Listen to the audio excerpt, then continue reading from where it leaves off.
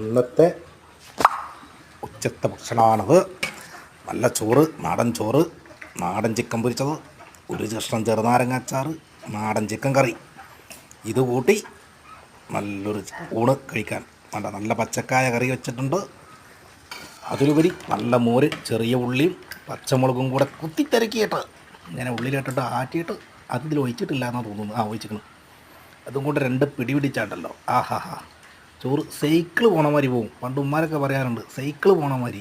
ഇപ്പോൾ ബൈക്ക് പോണ മാതിരി, ചെക്കന്മാരെ ബൈക്ക് ഉണ്ടല്ലോ സൂച്ച് പോകണം, അതേപോലെ പോവും. നിങ്ങൾ കണ്ടോളി. കണ്ടാ ആ പ്ലേറ്റ് കാര്യാക്കി.